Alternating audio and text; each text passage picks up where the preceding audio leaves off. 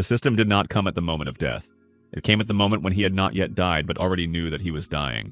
Lee Jun-so lay on the scorching asphalt of a Seoul parking lot, looked into the whitish sky from which the blue had long since burned out, and thought of only one thing. How stupid it was to die at 27, from heat stroke 100 meters from a shopping center where the air conditioning works. The thermometer on the building opposite showed 56. The numbers floated before his eyes not from the heat, although from it too. It was simply that his brain was already beginning to shut down in parts, the way lights are turned off in a large building. First the distant floors, then the nearer ones, then the lobby. The last thing he thought was that he should have taken water, then nothing, then the interface. Not a white room, not a voice from the heavens, not a woman in white explaining the rules. Just a rectangle of text on a dark background, as if someone had opened a system notification right in the void between died and has not yet realized that he died. Critical threshold of survival of human civilization, not reached. Initialization of the shelter protocol, overseer assigned. Rollback minus 94 days. Good luck. You will need it. 4 lines, no tutorials. Then a sharp inhale, a hard mattress, a sagging spring on the left, a crack in the ceiling by the ventilation grate. His apartment. His bed. The alarm clock showed 6:12 March 3rd, and outside the window was cold spring Seoul ordinary, alive with the hum of cars and the smell of coffee from the neighboring apartment. Lee Jun-so sat on the bed and did not move for about 3 minutes. Not from shock from the fact that he had to set the priorities correctly right now, in these first 3 minutes, while his head had not yet managed to convince itself that nothing had happened. The memory of his past life sat in him like a splinter, not abstract, but concrete in details. On what date the electricity went out in Seoul, where the last working water supply was, which of the people turned out worse than monsters, and who turned out better than they seemed. He remembered faces. He remembered the names of those he did not save, not because he did not want to, but because he did not know how and when. Now he knew. He got up, walked to the window. March. The street lives as usual, a pensioner with a dog, a schoolgirl with a backpack, a man in a suit hurrying somewhere. No one knows.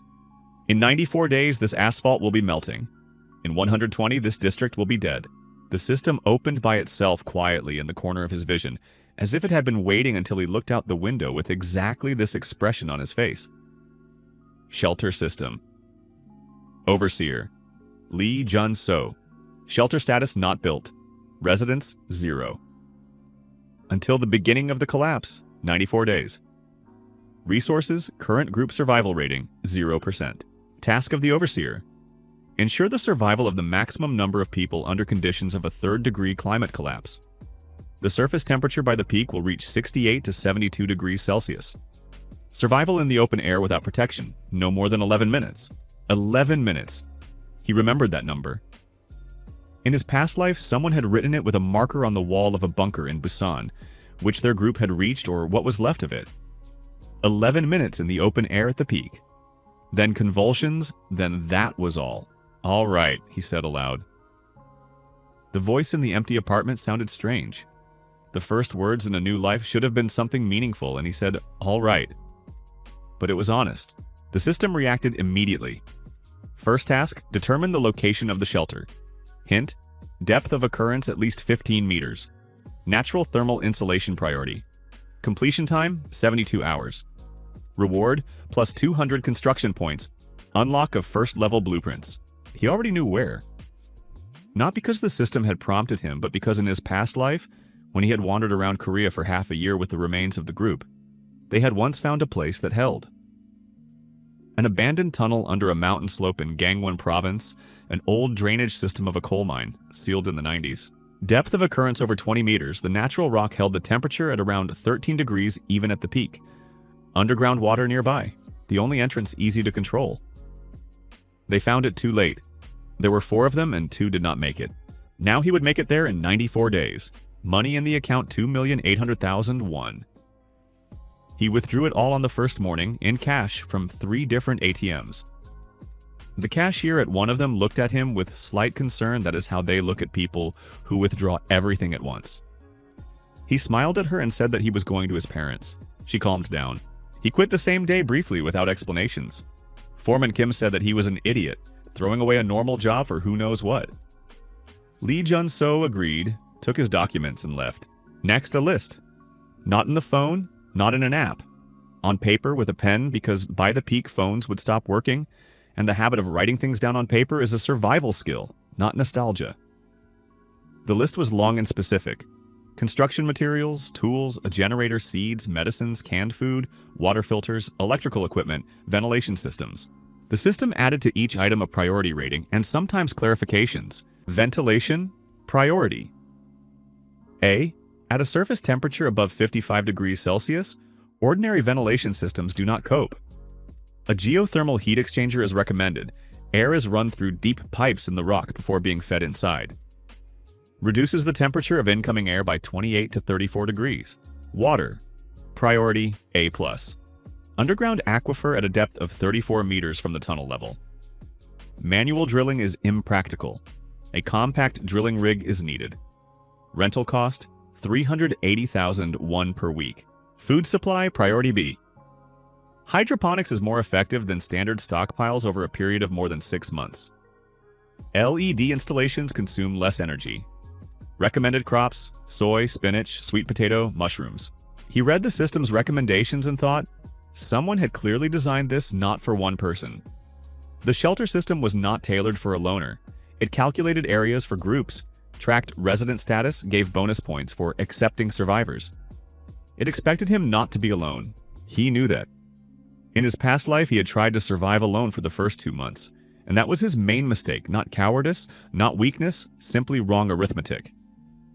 One person cannot simultaneously guard, get water, cook food, and fix everything that breaks. One person does not have enough hands. People were needed. The right people were needed. He arrived in Gangwon-do on the 5th day. He found the tunnel quickly. Memory from his past life worked better than any navigator. An old miner's road, overgrown over 30 years so much that without knowing the exact route, it could not be found. The gates of the sealed entrance were rusted but intact. He cut off the lock with an angle grinder. Inside it smelled of stone and old air.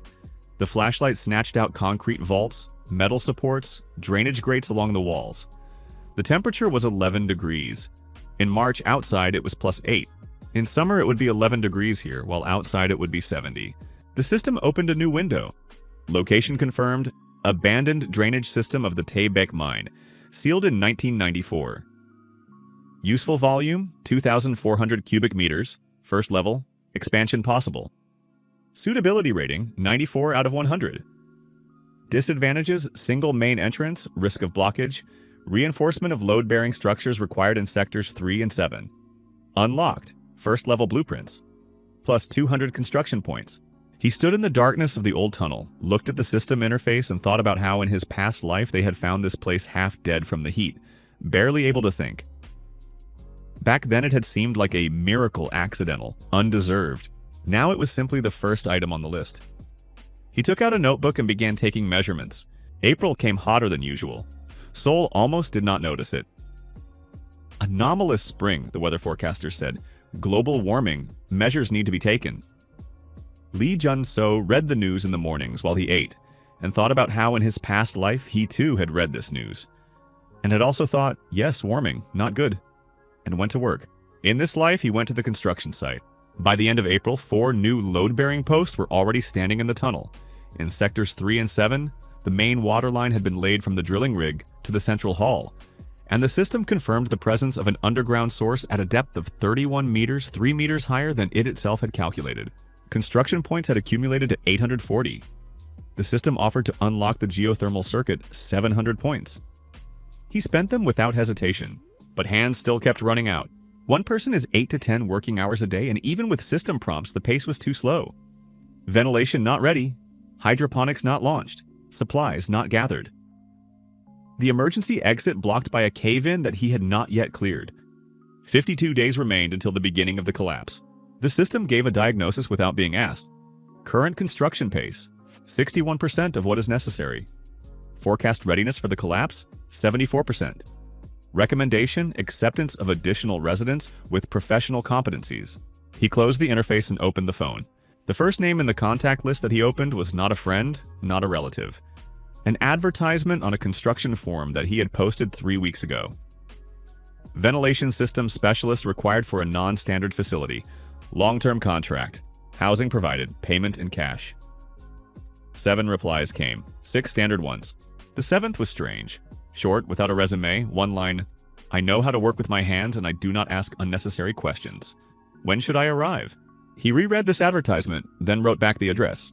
Choi Da-yoon arrived the next day with a backpack, a welding case, and the expression of a person who has nothing to lose, but is completely fine with that. 25 years old. Short hair dyed in 2 colors, black at the roots, red at the ends. Machine oil under the nails that no soap could wash off completely. She looked around the tunnel, raised the flashlight to the vault, knocked on the support post. Working alone? She asked. Yes, not bad. Here the post stands at the wrong angle, 3 degrees. It may seem like a trifle, but under load shift. She shrugged. Easy enough to fix. He looked at her. She did not ask why he was building a bunker under a mountain. Did not ask why he was paying cash. Did not ask how many people the facility was calculated for.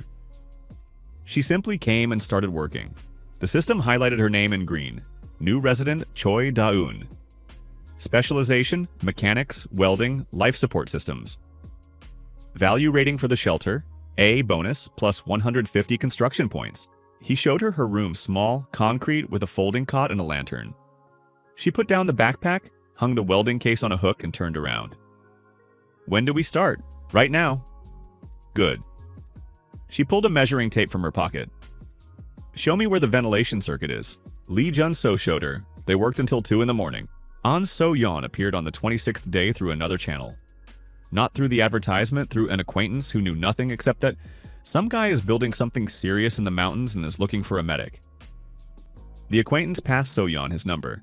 So-yeon called at 8 in the evening without warning. Are you looking for a medic for a bunker? How do you know it is a bunker? Pause. Because normal people do not pay cash for a long-term contract in the mountains, and do not demand not to ask unnecessary questions. It is either a bunker or something illegal. You do not look like a person engaged in something illegal. Her voice was even slightly dry. Intelligent. Medical education, he asked? 7 years of surgical practice at Seoul National. 2 years in field medicine on volunteer projects in Myanmar. Surgery, resuscitation, work under conditions of limited resources. Pause.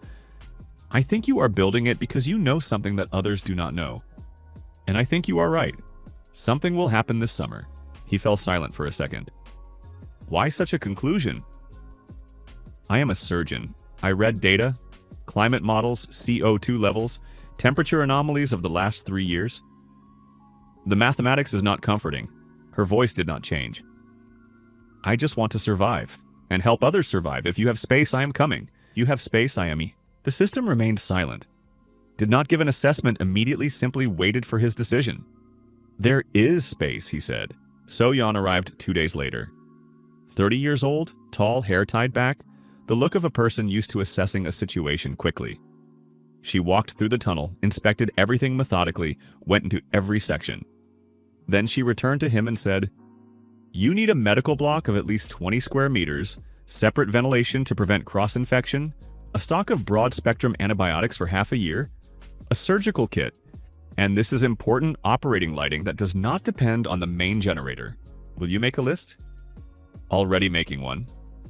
She pulled out a paper notebook, exactly the same format as his own, and began to write.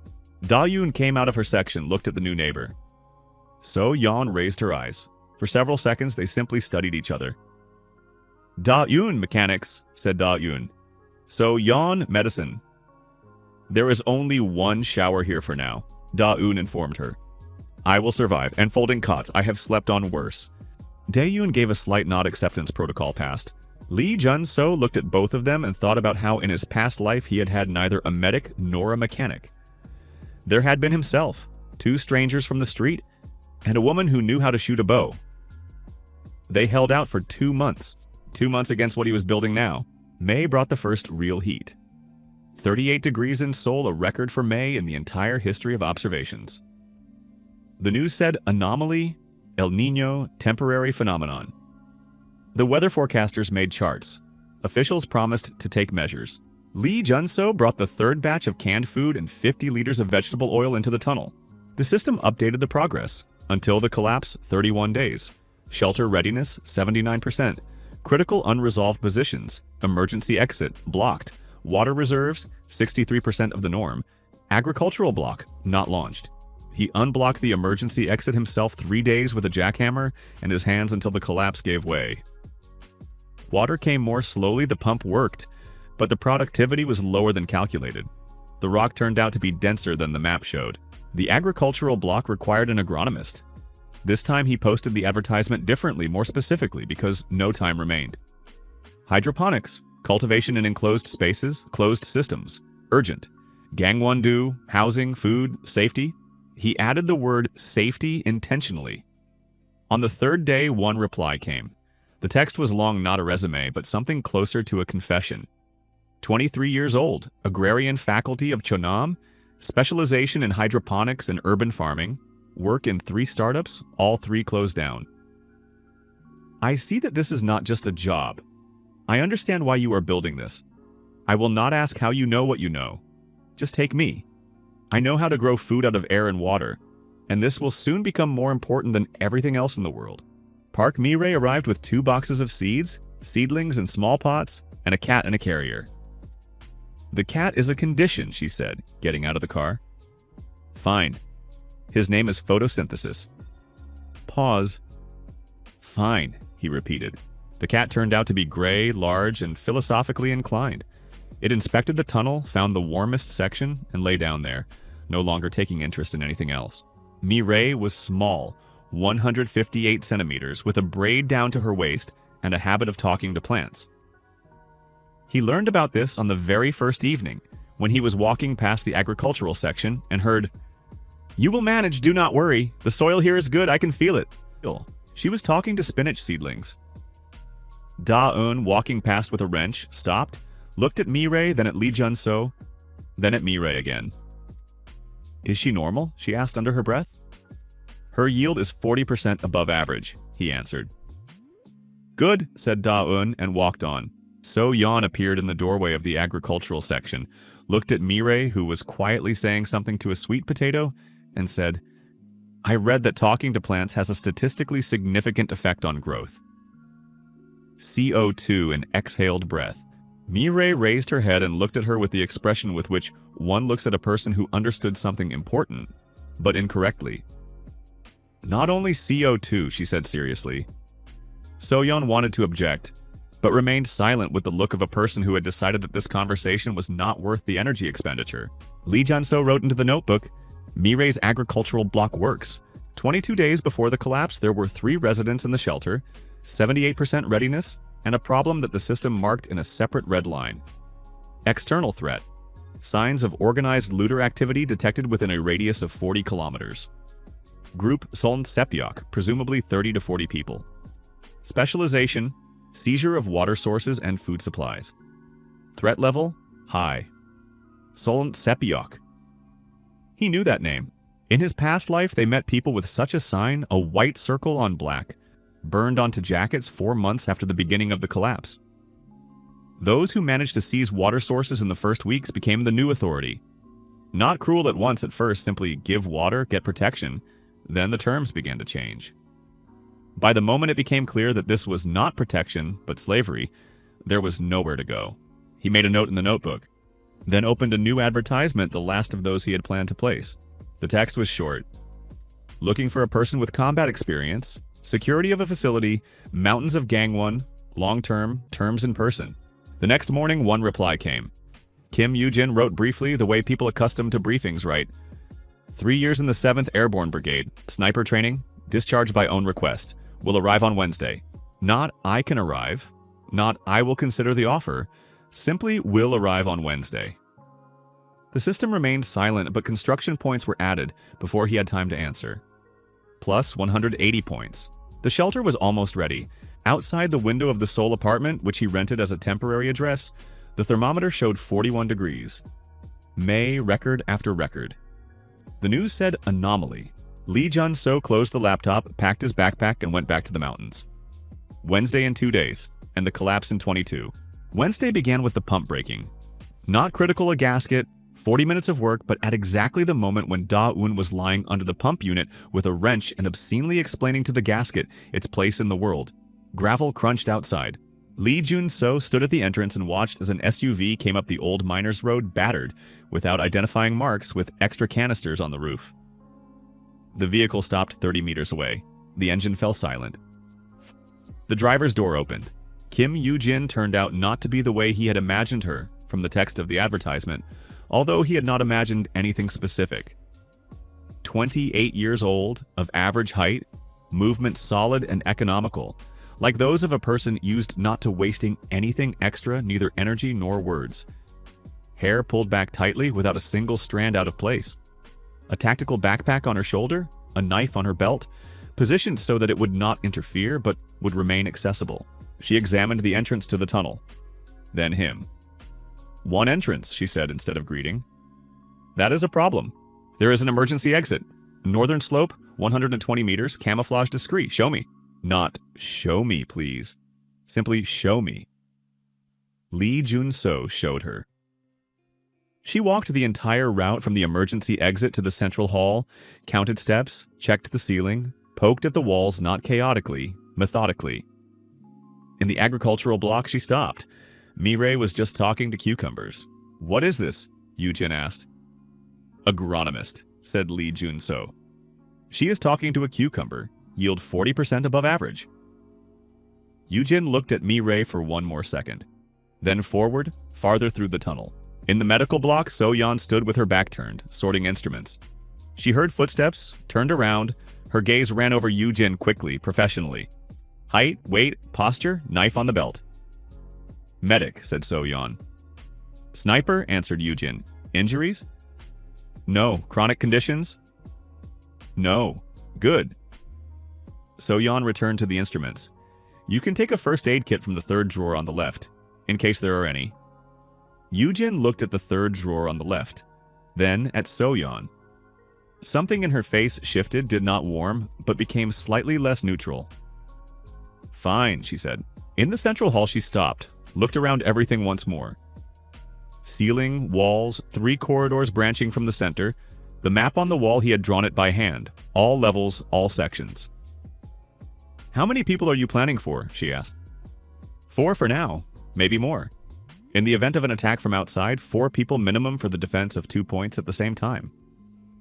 Pause, "But you have no firearms." "Not yet." "Not yet is when?"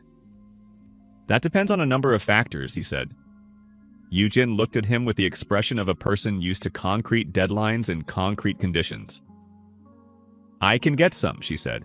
2 hunting carbines, legally. Plus a crossbow. It is quiet, which matters more than it seems. Do it." The system quietly updated. New resident, Kim Yoo-jin.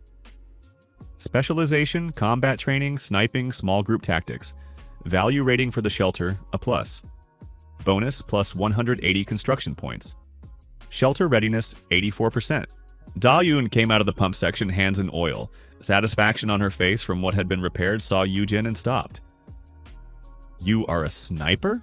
she asked. "Yes." "Good." Da-un nodded. "I'm Da-un, mechanics. 1 shower, schedule by time. In the morning. So-yeon gets up first. Food is shared. We cook in turns." "Questions?" Yoo-jin looked at her for a second. "No." "Then welcome," said Da-un and went back. Yoo-jin watched her go with her eyes, then looked at Lee Jun-so. "Do they know what is going to happen?" "They suspect, but do not know exactly?" "No, and you know, it was not a question." He did not answer. Yoo-jin looked at him for some time without pressure, simply studying him, then dropped her backpack by the wall of the central hall. "Show me the perimeter. I want to know the radius of view from all points." 18 days before the collapse, the temperature in Seoul crossed 45 for the first time.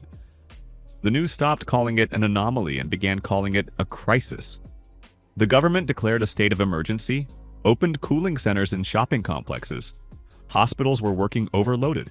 The power grid flickered from the load of air conditioners. In the mountains, it was 32. Lee Jun-so looked at the weather forecast every morning like a ritual and thought that people in the city still believed. This was temporary. It would pass. The government would cope. He himself had thought so in his past life. Until July, when it did not pass. The system gave a new notification. External threat. Sepyok is expanding its zone of control. Movement of a group has been detected in the direction of the mountain region. Presumed target, the Taebaek water sources. Until the collapse, 18 days. Recommendation: strengthen the camouflage of the entrance. Install an early warning system on the approaches. Yujin read the printout. He had long since started printing out critical system notifications and giving them to everyone without explaining where the information came from. Simply received data from a reliable source. Sepyok, she said. I have heard of them. In Wonju, they seized 3 wells, posted guards, started trading water. Pause. At first, they traded honestly. At first, he agreed. What after that? Then the terms will change. She looked at him. You speak again as if you know. The logic of such groups is predictable. Yujin nodded slowly with the look of a person who had accepted the answer but marked it separately. Early warning system, she said. I have ideas. We need motion sensors, 3 or 4 of them, and a thin wire on the approaches. Not for detention, for a signal. Plus an observation point on the upper ridge. From there, the road is visible for 3 kilometers ahead. Do it. I need help with the installation. Da-un will do. They went out the next morning, Yujin with tools, Da-un with a backpack of spare parts. Mireille asked to go with them. She wanted to see whether there were any edible plants on the slope. Yujin looked at her. Do not fall behind, she finally said. Okay. Mireille grabbed a small backpack. I am fast. You are slow, Yujin corrected. I am normal. Mireille wanted to object, but Da-un was already pushing her forward. Come on, do not argue with a person with a knife. Lee Jun-so watched them go down the slope. Then he went back inside. So-yeon sat in the medical block with a tablet reading something, with the dense expression of a person who does not like what she is reading. Look, she said without raising her eyes. New climate data has been posted. The model predicts a peak temperature in the range of 62 to 68 degrees for the central regions of the Korean peninsula. Pause. This is not a crisis. This is the end of infrastructure. I know. She raised her eyes. This is not a reliable source, is it? The place you get the data from. Her voice was even without accusation. You knew this before this data came out. He was silent. So-yeon looked at him for a second, then returned to the tablet. I am not asking for explanations. I am a surgeon. I work with what is, not with what I would like to see. A short pause. But I want to say one thing. Those 94 days that you spent on this place, they matter. For all of us. That I know for sure. He looked at her. So-yeon did not look back, kept reading, with the same dense expression. Thank you, he said. You are welcome. She turned the page. And Jun-so. The stock of painkillers needs to be doubled. Heat injuries are painful. 14 days before the collapse, Sepyok first appeared on the road. Yujin spotted them from the observation ridge at 6 in the morning. 3 cars moving slowly, studying the terrain. Not a combat raid. Reconnaissance. She came down without hurrying, entered the central hall. Lee Jun-so was already there. The sensor on the ridge had sent a signal to his phone at 5:58. 3 cars, she said. 8 to 10 people. Armed but not aggressively. Their weapons are put away. Studying the map, looking at the road to the mine. Pause. They do not know about us yet. But in a day or 2 they will. The old road? The traces are ours, we did not cover them well enough. Dae-yoon in the corner raised her head from the ventilation diagram. So what do? We camouflage the entrance, said Lee Jun-so. Completely. Today, it will take all day. I know. Yujin was already looking at him with that special expression, not surprise, not suspicion, something in between. Do you have a plan in case they still find us before the collapse? I do. Can I hear it? Do not enter into conflict ahead of time. If they come negotiations. We are not a threat to them while the collapse has not begun. We have no water for sale, no supplies that they need right now. And after the collapse? He was silent for a moment. After that is a different conversation. Yujin nodded. Not because she fully agreed, but because she accepted it as a working plan. They camouflaged the entrance all day, cut down young fir trees on the slope above, laid them across the road imitating an old blockage, covered it with gravel, set Mireille to scatter seeds of fast-growing grass over the fresh earth. Mireille worked with enthusiasm. This will spread in 3 weeks, she said, carefully laying out the seeds. Wild clover will grow here, plantain here, this is unpretentious and fast. By that time, this place will look like an untouched slope. In 3 weeks, it will already begin, said Da-eun. All the better that I do this now. Da-eun looked at her. Then at Lee Jun-so. Then back at the neat rows of seeds that Mireille was laying out with the same care with which she spoke to cucumbers. Is she definitely normal? Da-eun asked quietly. Yes, he said. I just want to make sure. By evening, the entrance was camouflaged so that from the road below it could not be seen at all. Yujin walked the route of a scout from below upward, the way outsiders would go, and returned with a short, "It will do." From Yujin, "it will do" meant good. That same evening, something happened that he had not planned. They were having dinner together for the first time, all four at one table, without work talk. Mireille cooked something from canned food and fresh greens from the agricultural block. Da-eun said tasty, which was her highest culinary praise. So-yeon ate without taking her eyes off the tablet. Yujin ate methodically and silently. Photosynthesis came, sat in the middle of the table, and looked at everyone in turn. He wants to eat, said Mireille. He has his own bowl, said Da-eun. He wants to eat here. This is unsanitary. This is photosynthesis. This is a cat. This is photosynthesis, Mireille repeated with a tone that allowed no objections. Da-eun opened her mouth, then looked at the cat. The cat looked at her with an expression of complete indifference to her opinion. All right, said Da-eun. Yujin watched this exchange with a neutral face, then shifted her gaze to Lee Jun-so slightly to the side of him, as if studying a point behind his shoulder, but he could feel it. On him. Jun-so see, she suddenly said. Yes? Why exactly us? What us? There are 4 of us. She swept her gaze around the table. Mechanic, medic, agronomist, combat unit. You did not choose us by chance. You knew who was needed. Mireille raised her head from the plate with interest. So-yeon set the tablet aside. Da-eun stopped chewing. All 4 were looking at him. Lee Jun-so swept his gaze around the table. Tired, intelligent, living faces in the light of the emergency lantern. The tunnel hummed softly, the ventilation was working evenly. Da-eun had adjusted it 3 days earlier. Because each of you is necessary, he finally said. Not as labor, as people without whom this place has no meaning. Silence.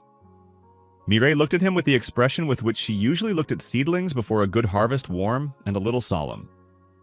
So-yeon lowered her eyes slightly, a small movement, almost imperceptible. Da-eun snorted quietly, but not displeased. Yujin looked straight at him, stayed silent longer than the others. Good, she finally said. Only that. But afterward, even he was not sure that he had not imagined it. Her gaze lingered on him for a second longer than needed for a simple answer. Photosynthesis nudged his hand with his nose. He has recognized you, Mireille announced solemnly. That is a good sign. It is a cat, said Da-eun. This is photosynthesis, Mireille and... To general amazement, So-yeon answered in chorus. Da-eun stared at So-yeon. She took the tablet back with the look of a person who had said nothing. 3 days before the collapse, Sol Sepyeok found them. Not the entrance themselves. Yujin and Mireille were returning from the upper slope, where they had been gathering wild plants Mireille wanted samples for sowing. 2 cars came out from the lower road unexpectedly, blocking the path. 3 men got out of the first one. The leader, tall with that white circle on his jacket, raised a hand in a stop gesture. His voice was friendly. Lee Jun-so trusted such voices least of all. Hello, he said. We are from Sol Sepyeok. We are studying the area the heat is intensifying. We are looking for safe places for people. Are you locals? Yujin was silent. Mireille pressed the backpack with the samples to herself. Tourists, said Yujin shortly. In this heat? I love nature. The leader smiled a little wider than necessary. Nice place? Quiet. We have a base nearby if the heat gets worse. We have water, food. You are welcome. Pause. If of course you have nothing to hide. The last phrase was said in the same friendly tone. Yujin looked at him straight without emotion, then took Mireille by the wrist. Thank you. Good luck. She went around the car, not hurriedly, not defiantly, simply walked past. Mireille walked beside her, clutching the backpack. The leader watched them go. When they reached the entrance and closed the camouflage shield behind them, Yujin stopped, leaned against the wall, and for the first time in Lee Junso's memory, exhaled the way people exhale who have been holding themselves in. "They remembered our faces," she said. "I know, we have 3 days." 2. He looked at the system. 51 hours remained until the collapse. In 2 days, they will have no time for us. Mireille stood beside him, pale but not confused. "Are they bad people?" she asked quietly. "They will be," he said. She nodded slowly with that serious expression that sometimes appeared over all her softness. "Then it is good that we are here," she said. Dayun came out of the corridor, heard the last words. "What happened?" "Son Sepyok found us," said Yujin. Dayun was silent for a second. "I reinforced the pump," she then said, "in case we have to stay inside for a long time." Lee Junso looked at her. She shrugged. "I expected that something would go wrong. Something always goes wrong." The collapse began at 4 in the morning. Not with an explosion, with silence. That special silence when something stops humming, that had always hummed, and to which you had become so used that you stopped noticing it. The power grid. Lee Junso woke up 20 minutes before that. He always woke up earlier when he knew what was coming. Got up, got dressed, went out into the central hall. The generator started automatically. Da-un had set auto start in case of a power outage a week earlier. The light did not flicker. The ventilation did not stop. The pump kept working. He opened the external temperature sensor, a small device brought to the surface through a thin cable. Outside it was 48, at 4 in the morning. He looked at that number for a long time, then closed it. The system gave a notification. 3rd-degree climate collapse initiated. Predicted time until peak values, 14 to 18 days. Shelter, active mode. Readiness, 91%. Residents, 4. Group survival rating, 78%. 78%. In his past life, there had been nothing. He sat down on the floor of the central hall, leaned against the wall. The tunnel hummed evenly around him. Somewhere in the living section, photosynthesis was purring softly. In an hour, the others will begin waking up. So-yeon first, she always got up earlier. Then Yujin, then Da-un. Mireille last, but she will get up at once and go check the agricultural block, because in a crisis, she instinctively went to the plants. He already knew them. Not so deeply, not so long, but he knew them. Beyond the shelter door, the end of the familiar world was beginning. Inside were 4 people whom he had chosen, who had chosen to stay. Lee Junso closed his eyes. Outside, 50 degrees at dawn. Ahead was everything else. On the 3rd day of the collapse, they began knocking outside. Not aggressively the way people knock when they have run out of options. With palms, not fists. First once during the night, then several times. The external microphone transmitted the sound into the central hall muffled, as if through water. A knock, a pause, another knock. Sometimes a voice. Sometimes just breathing, short and rapid, like that of a person who had run all the way. Outside it was 56. Lee Junso sat by the monitor and listened. Did not open, simply listened. On the 4th day, Mireille could not take it anymore. She came to him in the central hall, not with a question, with a fact. Stood in front of him, crossed her arms, which for her was a gesture of utmost seriousness. "There are people there. I know. They will die outside. I know. Then why are we not opening?" He looked at her. Mireille, with a straight back and ears pressed down, she was angry, and anger made her completely unlike a person who talked to cucumbers. "Because there are 4 of us," he said. "Food for 90 days for 4? For 660? For 1036? In 36 days, we die together with those whom we let in." Mireille was silent. "The agricultural block will reach a stable harvest in 3 weeks," he continued. "Then the resources will change. Until then, every new person reduces everyone's chances." "But you will let someone in?" "Yes." "Whom?" He was silent for a moment. "Those who increase the group's chances, not reduce them. Those who have something needed." Mireille looked at him for a long time with the expression with which one looks at mathematics that is correct, but still not liked. "It is cruel," she finally said. "Yes, but you are right. Yes." She turned and left. Photosynthesis came out after her, throwing Lee Junso a look that was hard to interpret otherwise than as, "She is right, you are also right. This is hard." And that was too much wisdom for a cat. But he was photosynthesis. He was allowed. So-yeon appeared in the doorway a minute later. She had heard the conversation. "She is angry not at the logic," said So-yeon. "She is angry at the necessity of that logic." "I know, those are different things." "I know." So-yeon looked at him for several seconds with that evaluating gaze of hers that read, "People like data." "It is hard for you too," she said quietly. "Do not think I do not see it." He did not answer. She did not wait for an answer, simply nodded and went back to the medical block. On the 5th day, they knocked outside differently, not with palms. With a fist, rhythmically, 3 knocks. Pause, 3 knocks, like a signal. Yoojin was already by the monitor. She slept little and heard things earlier than the others. "This is not a random person," she said. "No," he agreed. They exchanged glances, then he pressed the button of the external speaker. "Who is there?" Silence for 3 seconds. Then a voice, hoarse from the heat but steady. "My name is Jang Woo-jin, former firefighter. I am alone. I have fuel canisters, 4 of them, 20 liters each. I walked here for 3 days. I know there is a shelter here. I saw the camouflaged entrance a week ago by chance. I told no one anything." Pause. "I do not need charity. I need an exchange." Yoojin looked at the monitor. 80 liters of fuel is another month for the generator. "I know. Are you letting him in?" "Look at him." The external camera gave an unclear image, thermal, not optical, because outside right now it was 58, and an ordinary camera did not last long. Thermal outline. 1 person, of average height, standing straight. 4 canisters beside him. No one behind him within the viewing radius. "Alone," Yoojin confirmed. "Firefighter," he added. "Knows how to work in extreme conditions. Knows how to handle fire and smoke. In case of an attack by Seonseopyeok." "Useful," Yoojin finished. The system gave a hint quietly. "Acceptance recommended. Increase in group survival rating plus 4%. "I am opening," said Lee Jun-so. Jang Woo-jin entered with the canisters, and a 2nd-degree burn on his forearm got it on the way, when he stumbled and for a second touched a metal railing under the open sun. So-yeon treated it silently, professionally. Woo-jin did not wince. 32 years old, square-built, taciturn. Inspected the shelter with the look of a person evaluating the fire safety of a facility. Found 3 potential problems and told Da-eun about them within the first hour. Da-eun listened with a pencil in her hand, making notes. "Sensible," she said. For Da-eun, that was the equivalent of a ceremonial welcome. Mireille brought him tea herbal from her own supplies and set it beside him without words. He looked at the mug, then at her.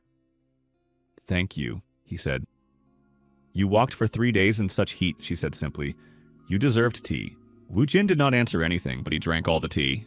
On the 7th day, they knocked outside again, and this time, Lee Jun-so looked at the monitor for a few seconds longer than usual. Because on the thermal camera, there were 2. A small figure and a very small one beside it. A woman with a child. The system remained silent, gave no recommendation. So-yeon entered the central hall. She had heard the sound from the medical block. Looked at the monitor. Looked at him. "Jun-so," she said quietly. "I see. A child. I see." A pause, long, heavy. "Resources," he said. Not as an objection, as a fact that had to be named. "I know about the resources." So-yeon looked at him straight, without accusation, but with an expression he had not seen on her before. Not evaluating, simply human. "A child," she repeated. He looked at the monitor. A small thermal outline beside a large one. Outside 59 degrees. Without shelter, 11 minutes. He pressed the speaker button. "Who are you?" The woman's voice was tired, but not broken. "Kwon Hirim. Pediatric nurse. My son is with me, 6 years old. We are from Wonju. We walked for 2 days. I heard that there are people in the mountains." Pause. "I know how to work. Anything at all. Just take him." So-yeon was already walking to the entrance airlock. Lee Jun-so did not stop her. The system updated a minute later. New residents. Kwon Hai-rim, specialization, pediatrics, care. Kwon Minu, 6 years old. Group survival rating, 81%, 81%. It rose. He looked at that number and thought that the system sometimes counts things that do not yield to calculation. Seonseopyeok came on the 9th day. Not secretly, openly. 2 cars stopped by the lower road, and the leader with the white circle on his jacket got out alone, without a weapon in his hands, with the same friendly voice. "We know you are here," he said into the open space. He did not know where the camera was, but spoke loudly for those listening. "We are not enemies. We came to talk." Yoojin stood by the monitor beside Lee Jun-so. "They are lying," she said quietly. "Partially," he corrected. What does partially mean? They really do want to talk, and they really are not enemies right now. Attacking is unprofitable. They do not know how many of us there are and what we are armed with. He looked at the camera. Negotiations mean reconnaissance. Are you going out? Yes, alone? You cover from above. Yujin had already taken the carbine. Lee Jun-so went out through the side exit, not through the main one, through the one that opened onto a rocky ledge above the road. Tactical advantage, he could see them, they could see him, but from below upward. The leader of Son Sep-yok raised his eyes. Smiled. Smart, he said. My name is Seo Dong-hyun. Have you heard of us? I have. Then you know we provide water and food to everyone who joins. In exchange work, protection, resources, honest exchange. Honest for now, said Lee Jun-so. Seo Dong-hyun did not change expression. We are a stable structure. Places like yours are becoming fewer. Loners do not survive. We are not loners, all the more reason not to take risks. Join with us and your shelter will become part of the network. Protection, resources, people. Terms? Dong-hyun was silent for a second, exactly as long as needed to decide how much truth to tell. Your resources enter the common pool. Decisions are made centrally. Your group receives rations according to contribution. So our shelter becomes yours. Common. It is the same thing. Dong-hyun looked at him from below upward. The smile became slightly less friendly, not threatening. Simply more honest. You are a smart man, he said. Smart people understand when it is more profitable to come to an agreement. I understand, said Lee Jun-so.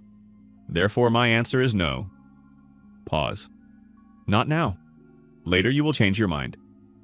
Possibly. If the terms change. The terms will not change.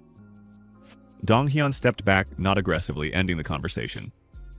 But you will change your mind. They always do. He returned to the car. The cars drove away. Yujin came down from the ridge 5 minutes later silently, the way she knew how. He did not threaten openly, she said. Not yet. They need to understand our strength.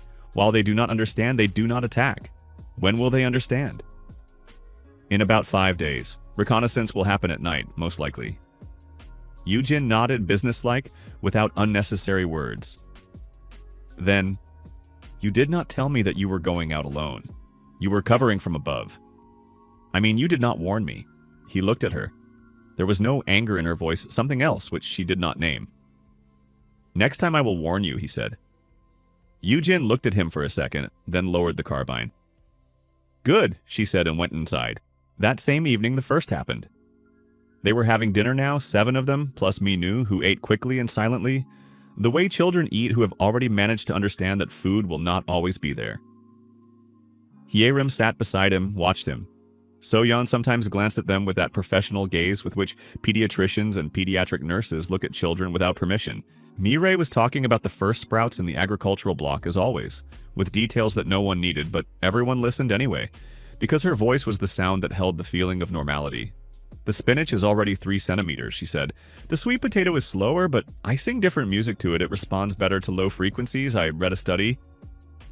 You sing to sweet potato, said Da-eun. I sing for sweet potato. Are those different things? To sweet potato, yes, tone matters to it, not the addressee. Da-eun opened her mouth, closed it, looked at Lee Jun-so with the look of a person seeking confirmation that he had heard it too. He nodded. Da-eun bent over her plate with the expression of a person who had accepted the world as it is. Woojin ate methodically. He always ate methodically, the way he did everything else. Minu looked at him and suddenly asked, Are you a firefighter? Woojin raised his eyes. I was. Did you put out big fires? Yes, how big? Entire buildings. Minu considered this with the seriousness of a 6-year-old person. That is cool. Woojin said nothing, but something in his face shifted not much, barely noticeable. Lee Jun-so looked at the table. 7 people, no. 8 with Minu. Mechanic, medic, agronomist, sniper, firefighter, pediatric nurse, child, and himself. A month ago, he had been alone in this tunnel with a measuring tape and bitter coffee in a thermos. Jun-so-si, So-yeon said. He turned around. She looked at him across the table calmly with that delicacy that in her was not softness but precision. She always knew how much to say. Thank you, she said simply. For what? For today. For Donghyun. Pause. For not opening the door alone without warning next time. Yoojin, sitting opposite Soyeon, raised her eyes from her plate, looked at Soyeon, then at him. Something in her gaze changed for a fraction of a second, then became neutral again. Mireille noticed it. Lee Jun-so saw the corners of her lips lift slightly, but she said nothing. She simply picked up her mug. Sweet potato, she said thoughtfully, addressing no one in particular. Tomorrow I will sing something slower to it. No, Daeun and Yoojin said at the same time. Mireille looked at both of them in surprise. You do not know what sweet potato likes. No one knows what sweet potato likes, said Daeun. That is exactly why experiments are needed. Woojin quietly stood up, took his plate, and left with the look of a person who had decided that this conversation would be long. Minu looked after him, then at Mireille. Can I listen to you singing to Sweet Potato too? Mireille beamed. Of course, tomorrow morning, all right? All right, Minu said seriously. Hyerim closed her eyes for a second with the expression people have when something very simple reminds them that they are alive. On the night at the end of the 9th day, Lee Jun-so was not sleeping. Not from anxiety from the fact that he could not switch his head off. He lay in his compartment, looked at the ceiling, listened to the ventilation humming. Outside 61 degrees. The sensor showed it. The peak had not yet come. Footsteps in the corridor light, almost soundless. Yoojin. She was going to the observation post. It was her night shift. She always took it herself, without waiting for the schedule. She was walking past his compartment. The door was slightly open. She stopped. He did not move. You are not sleeping, she said. Not a question.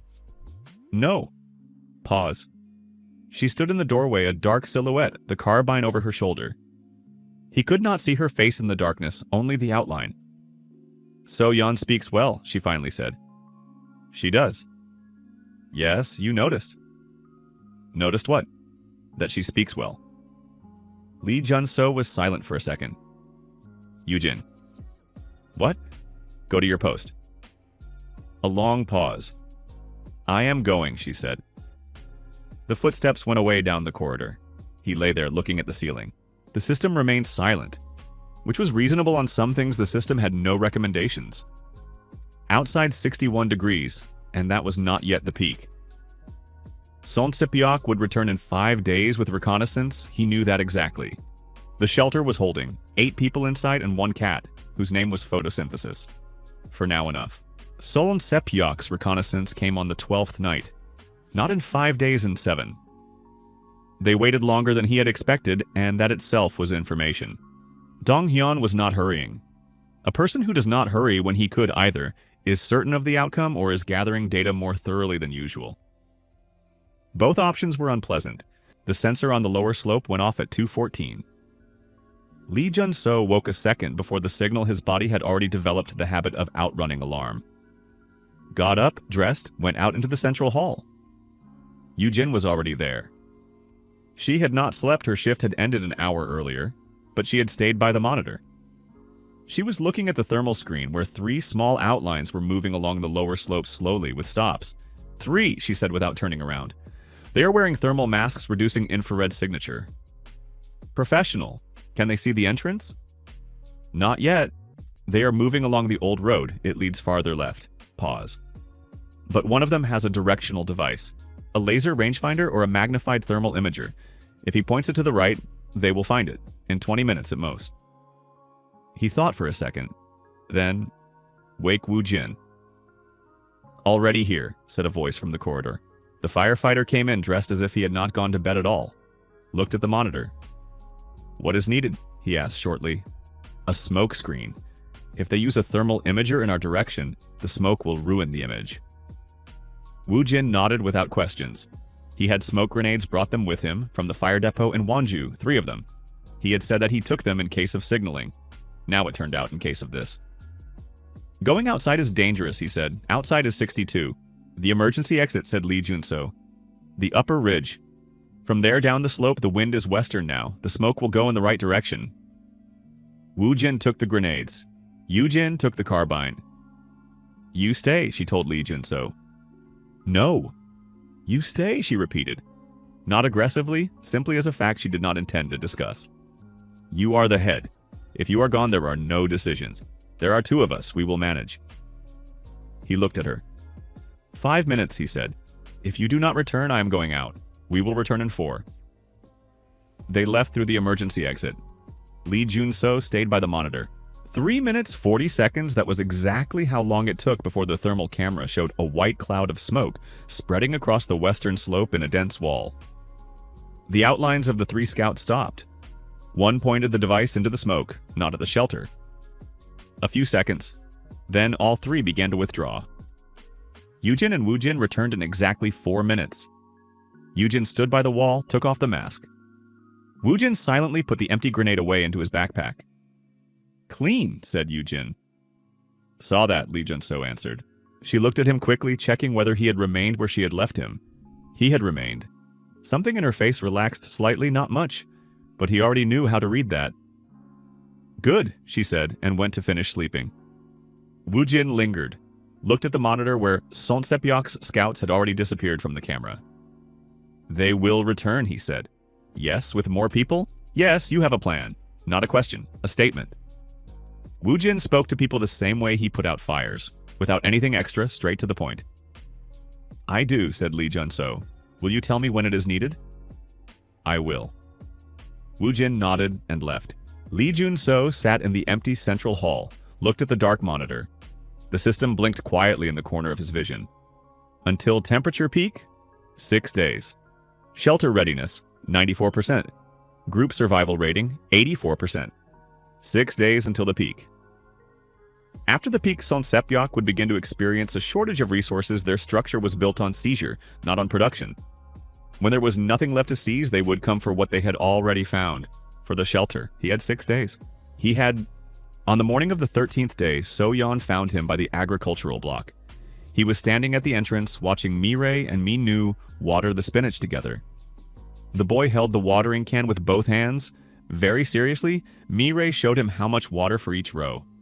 There was something in that picture so ordinary and so out of place at the same time that he simply stood and watched. So-yeon stood beside him. Min-nu is recovering, she said. When they came, he had mild dehydration and heat stress. Now he is normal. Good. Haerim is a good nurse. Pause. You were right to let them in. He looked at her. So-yeon was looking at Min-nu with that expression she never explained, but which appeared every time she saw the boy. Do you have children? He asked. No. Briefly, with no emotion on top. There was an opportunity. I did not choose it. Work, time, always something else. Pause. Now I think that was a mistake. He was silent. That is not a complaint, she added at once. Just a fact. The apocalypse arranges priorities well. Yes. She turned to him, not sharply, calmly. Jun-so.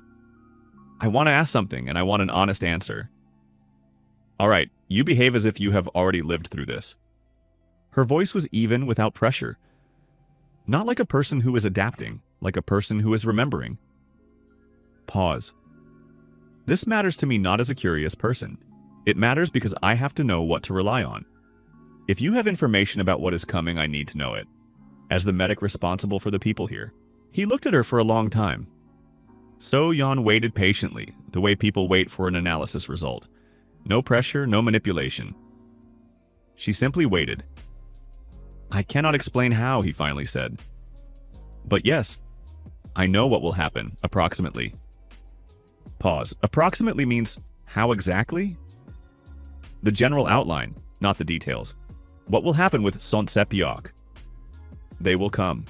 10 to 12 days after the peak when their supplies start running out. He spoke evenly, the way people speak about weather. Dong-hyun is a rational person. He will not attack a shelter simply out of greed. But when the choice becomes die or attack, he will attack. And will we survive? If we prepare correctly.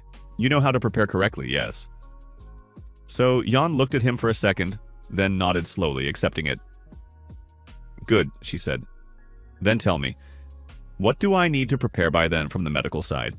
Injuries from blunt objects, possibly cuts.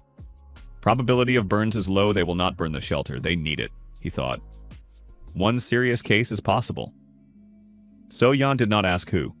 simply nodded. Blood substitute, surgical kit, painkillers I have. Donor blood is the problem. We need to know everyone's blood types. Organize it. Already organizing it. In the agricultural block, Minu raised the watering can too high, and the water went not onto the spinach, but onto Mireille. She gasped, stepped back, then laughed. Minu froze with a guilty face. It is all right, Mireille was saying. The spinach is pleased too, look. The boy looked at the spinach. The spinach looked the same. Pleased? He asked uncertainly. Very, Mireille confirmed seriously. So Yan beside Lee Jun-so said quietly, She is extraordinary. Yes, did you know that when you took her in? I suspected. So Yan smiled slightly, not widely, from the corner. For her, that was a lot. Good intuition, she said. She went to the medical block. Lee Jun-so remained standing at the entrance to the agricultural block. Photosynthesis came out from behind the seedling shelf, sat at his feet, looked up, then turned away with the look of a cat that had made an important observation and kept it to itself. That same evening, Yujin went to Soyeon. Lee Jun-so had not planned to hear it. He was simply walking past the medical block with tools for Daeun. The door was not tightly closed. Show me your blood type, Yujin's voice said. Second positive, Soyeon answered. And yours? First negative. Pause. Universal donor. I know. Then if someone needs blood at a critical moment, take mine. No discussion. Short silence. All right, said Soyeon. Thank you. Pause again. Longer. Have you known him long? Yujin asked. Her voice was neutral, the intonation even. Since the first day I was here. Soyeon did not change her tone. Just like you. You speak with him differently than with the others. You do too. Long silence. I am not talking about a problem, Yujin finally said. I am simply noticing. I am noticing too, said Soyeon. This is normal. Normal? We live in a tunnel under a mountain while outside it is 70 degrees. There is very little normal here in principle. Pause. Yujin. You are an intelligent person. I am an intelligent person. Let us not pretend we do not understand what we are talking about. Silence. I will not, Yujin finally said. Good. Soyeon's voice was even, without competition and without retreat. Then let each of us simply do her job. You guard, I treat. He decides. The rest is not our territory. The rest, Yujin repeated slowly. For now, the rest. A long pause. Fair, said Yujin. Footsteps, she was leaving. Lee Jun-so stepped back from the door, leaned against the corridor wall. Outside 63 degrees. 3 days until the peak. He stood in the corridor with the tools for Daeun and thought that in his past life he had thought of nothing like this. Because in his past life there had been no time. Now there was, and it turned out to be harder than he had expected. The system gave no notifications on that matter, which was reasonable. On the 15th day, the peak came. The sensor showed 71 at 1340, then dropped a little, then rose again to 72 at 1500, then began to decline slowly. Slowly meant a few degrees a day, until safe 3 weeks no less. In the shelter, everyone gathered in the central hall without persuasion. They simply came, as if they had felt it. Minu was sleeping on a folding cot next to Hyrim. Daeun was sitting on the floor, leaning against the wall. With her eyes closed, she was not sleeping, simply resting from thinking. Woojin stood by the monitor looking at the numbers. Mireille held photosynthesis on her lap and said something quietly to him. Soyeon was reading. Yujin sat apart by the far wall, with the carbine across her knees, not because there was a threat, simply because she thought better that way. Outside 72, inside 13. The geothermal circuit was working.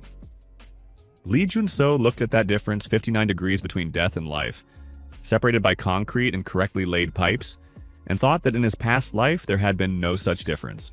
Jun-so see, Mireille said quietly. Yes? Will we survive? Not hysterically calmly, the way people ask about the weather forecast. Yes, he said. All of us? Pause. We will try. Mireille nodded slowly, accepted the answer. Photosynthesis opened one eye, looked at Lee Jun-so, closed it again. On the 16th day, they knocked outside again. Not quietly, loudly, quickly, with pauses like a person losing consciousness between knocks. The temperature sensor showed 68. Not the peak, but enough that a person without protection in the open would not last even 15 minutes. Lee Jun-so looked at the thermal monitor. One outline at the entrance, weak body temperature lowered, which in such heat outside meant heat stroke, on the edge. Beside it, one more outline, smaller. Very small. He stood up. "Where to?" Yujin asked from the wall. "I am opening. Wait." She was already beside him, looking at the monitor. One adult, one child, both in critical condition. "I know, it may be bait. A child is not bait." Pause. "You do not know that." "No," he agreed. "But a child."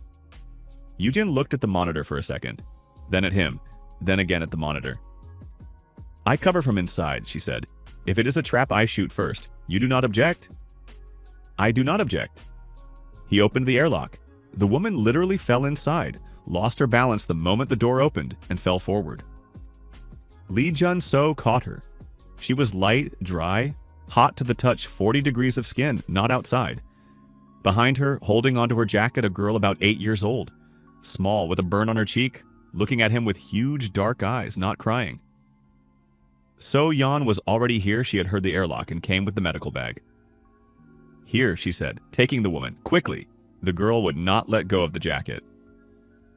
"Go with her," Lee Jun-so told the girl quietly. "She will not be left alone." The girl looked at him, then at So-yeon, who was already laying the woman onto the medical table, speaking quickly and professionally. "Let go of the jacket." Lee Jun-so remained in the airlock. Yujin stood beside him, carbine lowered. "Clean?" he asked. "Clean." Pause. "A child." "Yes." "This is hard," she said. "Not weakness, a fact." "Yes." She looked at the closed airlock door, at the metal behind which there was heat of 68. "In my past life," she said slowly, and he felt something inside contract. "I had a partner. A good one. We served together for 3 years. He was silent, did not interrupt. When the collapse began, he had a family in Seoul. He went after them." Pause. "I waited for him a week. He did not come back." Another pause. "I do not know whether he reached them." He looked at her. Yujin was looking at the wall. "Every time I see a child," she said quietly, "I think, maybe they made it. Maybe somewhere there is a place like this. Maybe they are there." "Maybe," he said. Yujin nodded. Once, slowly. Then straightened, picked up the carbine. "I will go check the perimeter," she said evenly. Left. Lee Jun-so stood in the empty airlock and thought that, in his past life, Yujin had not been beside him. That he had not known this story about the partner. That each of them carried something of their own, and the shelter held not only on concrete and geothermal pipes. It held on this too. The woman's name was No Yoon-ji. 29 years old, former biochemist, had worked at a pharmaceutical institute in Seoul. The girl was her niece, Sora, 8 years old. Sora's parents had died in the first days of the collapse. So-yeon pulled Yoon-ji through with 3 hours of work, IV, cooling, pressure control. Not critical. If she had remained outside 20 more minutes, it would have been critical. By evening, Yoon-ji regained consciousness. The first thing she asked was on Sora. So-yeon said, "With Mirai in the agricultural block, all right." Yoon-ji closed her eyes, exhaled, then opened them and looked at Lee Jun-so, who stood by the wall. "Thank you," she said. "No need. There is need." "We walked for 2 days. I was no longer sure." She broke off. "I am a biochemist. Am I useful?" "Yes," he said at once. That was the truth. In his past life, one of the main problems after the 3rd month had become diseases, infections, vitamin deficiency, poisoning from poor quality water. A biochemist who knew how to work with basic reagents was a position he had not filled deliberately because he had not seen a suitable person. The system confirmed it without delay. New resident, No Yoon-ji.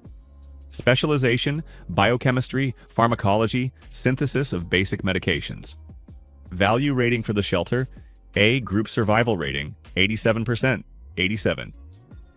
The system was growing together with the people. In the agricultural block at that moment, the following was happening. Sora sat on a low bench between the seedling shelves, looked at the sprouts. Mirai sat beside her, did not speak, simply remained beside her, which she did better than many words. Minu came on his own. He had heard that there was someone new here his age, stood in front of her. Sora looked at him. "Are you 8 too?" he asked. "Yes, I am 6, he said, "but I am almost 7. Sora looked at him for a second. "I am 8.5, she said. "Then you are older, yes." "All right," said Minu and sat down beside her. "Do you know that spinach grows faster if you talk to it?" "No, Mirai Nuna says so. She knows everything about plants." Sora looked at Mirai. Mirai nodded seriously. "I will teach you if you want." Sora looked at the seedlings, then quietly asked, "And sweet potato too?" "Sweet potato especially," said Mirai. In the evening, when everyone was already dispersing to their compartments, Lee Jun-so lingered in the central hall alone. Opened the system. Peak, passed, temperature declining, -2 degrees Celsius per day. Shelter readiness, 96%. Residents, 10, including 2 children. Group survival rating, 87%. Forecast of Sonsepyeok. Attack 8 to 12 days. Recommendation, begin preparation of the defensive perimeter. 10 people, 2 children. Mechanic, medic, sniper, agronomist, firefighter, pediatric nurse, biochemist. And himself. In his past life, he had made it to the 3rd month with 3 people, one of whom could only panic. He closed the interface. Footsteps in the corridor. Light, not Yujin. Hers are heavier despite the training. Mirai. She looked in through the door. Not sleeping? No, me neither. She came in, sat down on the floor just like that. She sometimes did it without warning. Yunji said that there is nothing left in Seoul. At all, I know. Scary? He thought honestly. It was. And now? Now it is not. Why? He looked at her. Mirai was sitting on the floor of the shelter's central hall, braid thrown over her shoulder, attentive eyes. She always looked exactly like that, as if what she was being told was the most important thing at that moment. "Because there is something here to defend," he said. Mirai thought that over. "Good answer," she said seriously. Then quieter. "Junso si." "Yes? Do you think about us?" She was not looking at him, she was looking at the floor. "About all of us. As a group. It shows." Pause, but sometimes I think, do you think about someone specific? He was silent. Mirai raised her eyes, no manipulation, no calculation. She simply looked. "I am not asking you to answer," she said. "I just want you to know, we all see it, each in our own way." A short pause. Photosynthesis sees it too, but he is silent. The cat, somewhere in the depths of the agricultural block, did not comment on this statement in any way. Mirai stood up, straightened her clothes. "Good night, Junso-si." "Good night, Mirai." She left. Lee Jun-so sat in the silence of the central hall, and the shelter hummed around him evenly, confidently, like something alive. Outside, the temperature was falling. 8 days until Sonsepyeok. 8 days is a lot if you know what to do. Lee Jun-so knew. The next morning, he gathered everyone in the central hall, not over dinner, not in passing. Officially, with the map on the wall and a list in his hand. The children were with Hi-Rim in the living compartment. He had asked her to stay with them. She understood without explanation. 9 people looked at the map. Sonsepyeok will come in 8 to 12 days, he said. Not because they want to kill, because they have nothing to feed their people with. They have no production, only seizure. When there is nothing left to seize, they will come here. How many of them? Wu Jin asked. 30 to 40 combat capable, plus dependents those whom they feed, about the same number. We are 9. Da Yun spoke without panic, simply counted. 10 with high rim, she is also hands. 9 against 40, bad arithmetic, said Wu Jin. Yes, that is why we do not fight 40 against 9. Everyone waited. Lee Jun-so unfolded the second sheet. The plan of the terrain around the shelter. 3 approaches to the entrance. The lower road, the eastern slope, the western ridge. The emergency exit, the northern slope, concealed. The lower road is their main route. That is where they will come. Donghyun is a rational commander. He will not divide his people on unfamiliar terrain. They will move compactly. compactly along the open road, said Yujin. She was already looking at the map with that special gaze with which snipers look at terrain, not as landscape, but as geometry. The western ridge gives a view over 400 meters of road. If I am there? You are there, he confirmed, but you do not shoot first. What do you mean you do not shoot first? We do not kill people who have not attacked yet. Yujin looked at him. If they come, they will attack. We do not know that exactly. You yourself said I said they would come. I did not say the scenario cannot be changed. Pause. You want negotiations? So Yeon asked. I want Donghyun to have a choice. Lee Jun-so looked at the map. If we attack first, he has no choice. His people will fight to the death. If we show strength without the first shot, he has a choice. A rational person chooses not to die. Woojin nodded slowly. Demonstration, not attack. Exactly. That works if we have something to demonstrate, said Da-eun. Do we? By then we will, said Lee Jun-so. The next 8 days were the busiest since construction began. Woojin took the outer perimeter upon himself. He worked with the same calm with which probably he had put out fires methodically, without fuss. Stretched wires on 3 levels of the lower slope. Not barriers, signal lines, but for a person in the dark, an unexpected thing. Prepared smoke positions at 4 points with the right wind, the smoke could cover the lower road completely, depriving attackers of orientation. Does not kill, he told Lee Jun-so, showing the scheme, but disorients and frightens. People fear smoke instinct. Good. One more thing. Woojin pointed to a spot at the right edge of the road. There is an old drain pipe here. It goes into the rock. If someone lies there with a flare, it looks as if fire is coming out of the rock. Psychologically creepy. Lee Jun-so looked at the scheme. You thought about this long ago. From the first day I saw the terrain, Woojin said simply.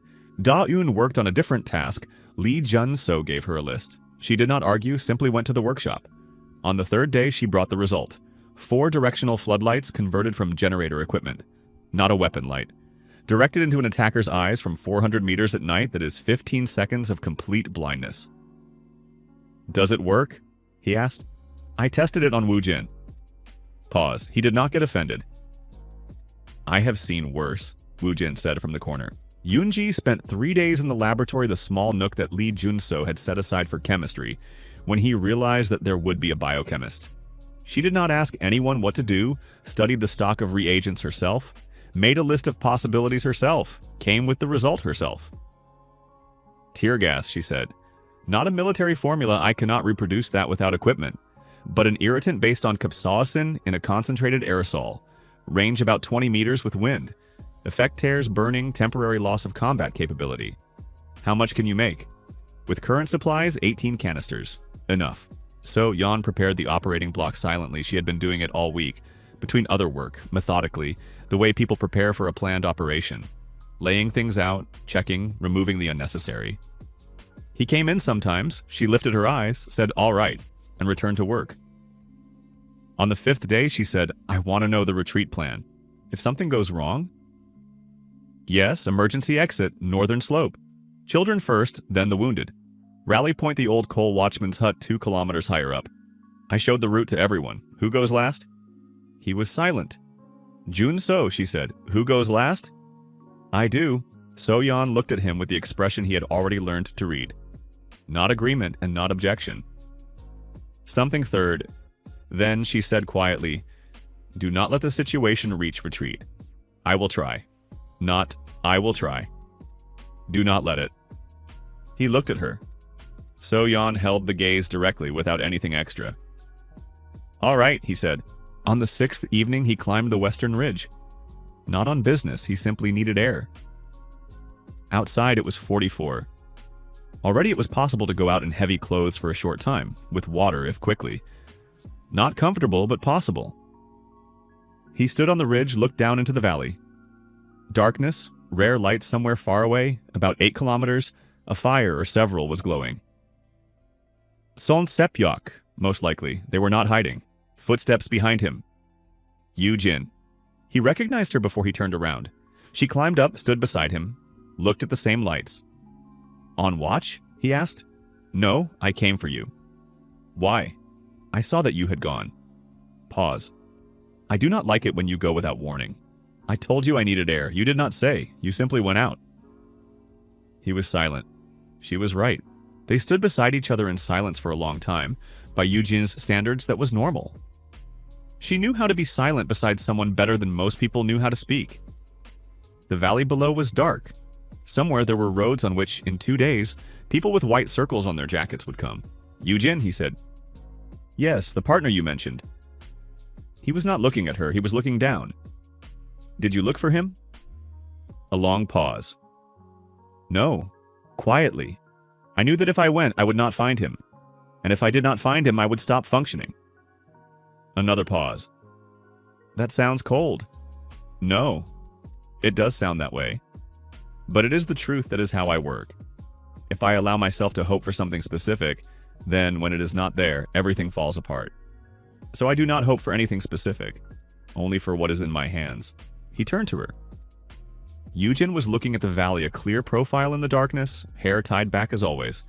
There was something in her very even, not unfeeling, but like a well-calibrated instrument. Precision instead of armor. What is in your hands now, he asked. She was silent for a second. The carbine, she said. Yunji's 18 canisters. Da-Eun's 4 floodlights. Wu-Jin's smoke. Pause. And you. He did not answer at once. I am not a tool, he said. I know, she said, and added more quietly, almost to herself. That is the problem. Silence. Lee Jun-so looked at her, at that profile in the darkness, at the hands gripping the carbine with a habitual hold, at the 3 seconds of vulnerability she had allowed herself in one phrase. Yu-Jin. Do not, she said.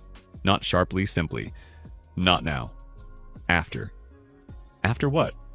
After this is over. She was looking at the valley again. I know how to wait. He knew how to read people that had been in him since his past life, strengthened by the sleepless one and by years of watching how people behave under pressure. Yujin now was like a stretched cable, not snapping, but vibrating. All right, he said. After. She nodded once, the way a case is closed. They stood on the ridge for another 10 minutes. In silence. Near each other without touching, but close enough to hear each other's breathing. Then Yujin said, Tomorrow I want to walk the road from below. Check the points. We will go together. We will. They descended back down. The hot air pressed on their shoulders, 44, cooling slowly. At the entrance to the shelter, Yujin stopped. Jun-so. Yes, afterward I will ask about what you are not saying. About where you know all this from. Pause, and you will answer. Not a request, not a threat. Simply that is how it will be. He looked at her. I will answer, he said. Yujin opened the door and went inside. The day of the attack came on the 10th day after the peak. The sensors went off at 2140 still light. Donghyun had chosen the time wisely. At dusk there is enough visibility to orient oneself, but not enough for a sniper on the ridge to work at full strength. A rational man. Lee Jun-so raised the group without alarm, simply entered the central hall and said, Time. Everyone knew what to do. Hyarim led the children to the far compartment, the deepest one, with the closed door. Sora took Minu by the hand without words. He went. Yoonji took position by the emergency exit, 18 canisters in the bag. She had received the briefing from Yujin 3 days earlier. Da-Eun switched the floodlights to combat mode, 4 points, the remote control in her hands. Woo-Jin went to the lower slope in advance an hour before the signal. Quietly, as he knew how, took position by the drainpipe. So-Yeon remained in the medical block, the door open, everything ready. Yujin had been on the ridge since 6 in the evening. Lee Jun-so went out to the lower road alone.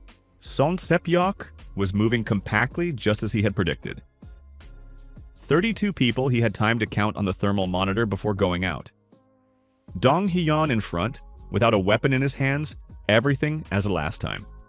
A friendly gesture. Lee Jun-so stood in the middle of the road. Outside it was 42 hot but bearable in heavy clothes. The evening air motionless, the mountains around dark, quiet. Dong Hyun stopped at 50 meters, saw him, smiled with that same professional smile. Decided to talk. I did, Lee Jun-so confirmed. Changed your mind? No. The smile faded a little. Then why did you come out? So that you make the right choice, Lee Junso said evenly. Not because I want to persuade you, because I want you to understand. You have a choice, and I am giving you time to make it. We have made our choice, said Dong Hyun. We need your shelter. No, said Lee Junso. You need food and water. The shelter is a means, not a goal. It is the same thing. Not the same. You can get access to resources without taking it. Pause. If we make an agreement. Dong Hyun looked at him a little longer than before. Something in him shifted not much, but Lee Junso saw it. Terms, he finally asked? Not now. Right now the question is, did you come to talk or not? Silence. Then from behind, from the darkness at Dong Hyun's back, someone shouted, Commander, what are we waiting for? Dong Hyun did not turn, but something in his posture changed pressure from the group behind him. 32 people who were waiting and for whom Dong Hyun's cool head was needed less than food. We do not need negotiations, he said, more quietly than before. Dong Hyun, Lee Junso said just as quietly, for him alone, you are an intelligent man. I said that. Look at the ridge. Dong Hyun raised his eyes. On the western ridge, 400 meters higher, a small silhouette, motionless, with a carbine. One position, said Dong Hyun. Look at the slope. The slope to the left was dark. Woo Jin was not moving, but Dong Hyun was a professional. He knew how to read terrain. Looked for 10 seconds. Then, there is someone there. Yes, and, said Lee Junso, if I raise my hand, Da-un switches on the floodlights. 4 of them directed at your column. 800 lumens each, straight into the eyes. After that, Yoonji comes out through the emergency exit and works from the flanks. And Woojin lights the smoke. He raised his hand not all the way, just a movement. 2 floodlights flashed. Once a short demonstration. The first rows of Sonsep-Yak recoiled. Someone cursed. Lee Junso lowered his hand. This is not an attack, he said. This is a display. The next time it will not be a display. Dong Hyun stood there. Looked at him. In his eyes, not fear, something more complicated. A man reassessing the situation in real time. You do not have that many people, he finally said. No, but we have positions, knowledge of the terrain, and time. You have neither the first, nor the second, nor the third. Long silence. From behind again another voice, nervous. Commander Tico, said Dong Hyun. Not loudly, simply in such a way that they fell silent. He looked at Lee Junso. The latter waited. Terms, Dong Hyun finally said. Speak. Lee Junso exhaled not from relief, from the fact that the first step had been made. Tomorrow, in daylight. 2 of us without weapons on either side. Pause. I will give you what you need, not the shelter. Knowledge of how to survive independently. That is not what we need. That is what you actually need. A captured shelter feeds you for a month. Your own production for years. Dong Hyun was silent. Tomorrow, Lee Junso repeated. A long pause. Tomorrow, said Dong Hyun. He turned to his people a short gesture. The column began to withdraw. Without words, without haste, with the same discipline with which it had come. Lee Junso stood in the middle of the road and watched them disappear into the darkness. Then footsteps from above, quick. Yoojin was coming down from the ridge, not running, but quickly. She came out onto the road, stood beside him, looked into the darkness after Sonsep-Yak. They left, she said. They left. You convinced Dong Hyun. Only until tomorrow for now. That is already something. Pause. You took a risk. Yes, alone, on the road, without a weapon. It was necessary. I know, she said. That does not mean I liked watching it. He turned to her. Yoojin was looking not at him into the darkness where the people with white circles had gone. But something in her voice was different, not anxiety. Something personal. Yoojin. Not now, she said, and again that not now, which with her had already become almost a ritual. You said after. This is still not after. A short pause. Tomorrow, negotiations. After the negotiations, after. He looked at her. All right, he said. They went back, side by side, in silence. At the entrance, everyone was waiting for them, Da-eun with the remote in her hands, Woojin with the smell of smoke on his jacket, Yoonji with the bag of canisters. So Yeon stood a little behind. They left? Da-eun asked. They left. Negotiations tomorrow? Yes. Dayun nodded, put the remote into her pocket with the look of a person who had closed a work matter. Wu Jin said only, "The smoke lay well." "Good," Lee Jun-so agreed. So-yeon looked at him silently with that expression he already knew how to read. Then said quietly, so that only he heard, "You did not let it come to retreat." "I did not." She nodded once, then went inside. Lee Jun-so stood at the entrance last as always, looked at the dark valley, at the rare lights in the distance, at the sky above the mountains. Outside 41 degrees, falling. The shelter behind his back hummed evenly. 10 people inside, 2 children, 1 cat. And tomorrow a conversation that could change not only the 9 of them. The system blinked in the corner of his vision. Group survival rating, 91%. New achievement, first bloodless conflict.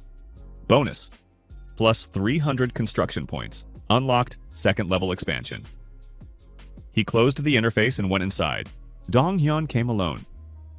Lee Jun-so appreciated that. To come alone to negotiations with people who yesterday had stood with a carbine on the ridge that was either confidence or something close to despair. Judging by the way Dong-hyun walked along the road evenly without haste, hands visible, it was confidence. Or a very well-learned imitation of it. They sat in the open air by a large stone on the lower slope, in the shadow of the rock. 40 degrees, tolerable. Yujin was on the ridge. Dong-hyun knew that, did not object. A rational man. "I am listening," said Dong-hyun. Lee Jun-so took out 2 sheets written by hand, at night, while the others slept. "You have 40 combat-capable people and about the same number of dependents," he began. "The captured resources are running out. There are no new sources. Everything that could be taken within a radius of 40 kilometers has already been taken or burned." Pause. "In 3 weeks you will start losing people not in battles." Dong-hyun said nothing, but did not object either. "I have an agronomist," Lee Jun-so continued. "She knows hydroponics cultivation without soil, only water and light. Sweet potato, spinach, soy. With proper setup, a stable harvest every 3 weeks." He placed the first sheet before Dong-hyun. "This is a blueprint of a basic installation. Materials in any ruined shopping center. LED panels, PVC pipes, a pump. A week of work." Dong-hyun took the sheet. Read slowly. "Second water," Lee Jun-so continued. "There are underground sources at 3 points within a radius of 20 kilometers from here." The second sheet. "Depth, rocks, drilling method. The drilling rig can be rented or stolen, to be honest. There is an abandoned one in Wonju." Dong-hyun raised his eyes. "Why are you giving this?" he said. Not a question, an attempt to understand the logic. "Because if you start dying, your people will come here again." Lee Jun-so looked straight at him. "And then I will have no choice except to do what I do not want to do. You do not want to kill us, no." "Why?" Pause. "Because you are not monsters," he said. "You are people who ended up in a situation where the only model known to them is seizure. I am offering another model." Dong-hyun looked at him for a long time. Then at the sheets in his hands. Then at him again. "You are too intelligent for one man in a post-apocalypse," he said quietly. "I got lucky with people," Lee Jun-so answered. Silence. Dong-hyun folded both sheets neatly. Put them away. Sat there, looking at the valley below at the same thing Lee Jun-so had looked at from the ridge last night. "I have a man," he finally said. "A former agronomist. An old man, 70 years old. We took him with us because he knew how to grow something in a garden." Pause. "He is not a combat unit. To my people, he seems like ballast. He is not ballast." "I know, quietly. That is why I did not abandon him." Lee Jun-so looked at Dong-hyun, at this man with the white circle on his jacket, whom he had considered a rational cold commander. "What is his name?" he asked. "Park Il-soo." Pause. "He wants to work with the soil, even in this." "Then let him work," said Lee Jun-so. Dong-hyun looked at him. "You are offering to take him?" "I am offering to take him and 2 or 3 of your people, those who want to build, not seize. They will help set up the installation in your camp. Mireille will teach them." Pause. "In a month you feed yourselves, and in return, non-aggression. And if other groups come, aggressive ones, warning." Long silence. Dong-hyun stood up slowly, the way tired people rise. I need to talk to my own, he said. Of course, it will take a day. Good. Dong-hyun went down the road. Halfway, he stopped without turning around. If you were in my situation, you would have done the same as I did. Probably, Lee Jun-so agreed. That is not condemnation. Just a fact, I know. Dong-hyun left. Yoo-jin came down from the ridge 20 minutes later, waited until Dong-hyun disappeared from sight. Heard? Lee Jun-so asked. No. Pause, but I saw. By the way, he left not as before an attack. Not before an attack. Yoo-jin nodded. Park Il-soo, she said. 70 years old, agronomist, you heard? A little. The wind. She stood beside him, looking at the road. Will you take him? If he comes. Silence. Then Yoo-jin said unexpectedly, without introduction, You took people by the principle of usefulness. Mechanic, medic, sniper. Pause. A 70-year-old agronomist is not the same logic. No. Then the logic changed. He looked at the road. Maybe the original logic was not the only one, he said. Yoo-jin cast him a quick glance. That is almost a confession, she said. Almost. She smiled a little, just a little. Not widely, just the corner of her lips. After, she reminded herself under her breath, and went to the shelter. While Lee Jun-so was at the negotiations, inside something happened that he did not see. So-yeon came to Yoo-jin, not to the living compartment, to the observation post at the entrance, where Yoo-jin had been standing from the first minute while he had gone alone to Dong-hyun. Brought 2 mugs tea from Mirei's supplies. Set one beside Yoo-jin. Silently. Yoo-jin took the mug also without words. They stood by the monitor. Outside Lee Jun-so on the stone in the shadow of the rock, opposite Dong-hyun. The picture was blurry, thermal, but 2 people were sitting, talking, not shooting. He will manage, said So-yeon. I know. Then why are you watching without taking your eyes away? Pause. Habit, said Yoo-jin. So-yeon drank tea. Yoo-jin drank tea. Yoo-jin, So-yeon finally said. I want to tell you something, not as a rival, simply as a person who is also watching. Speak. You know how to be beside him in a way I do not. Quietly, evenly. I know how to understand. You know how to be present. Those are different things, and both are needed. Yoo-jin was silent. I am not surrendering, So-yeon added. I am speaking honestly. I value honesty, said Yoo-jin. I know. Silence. Long, but not hostile. The kind of silence that exists between 2 intelligent people who have said something important to one another and do not demand an immediate answer. So-yeon, Yoo-jin finally said. Yes. If he is wounded, you will do everything possible. That is not a question. No, Yoo-jin agreed. I am simply saying it aloud. So-yeon looked at her with that expression that sometimes appeared over her professional evenness. We will both do everything possible, she said. Yoo-jin nodded. They finished their tea.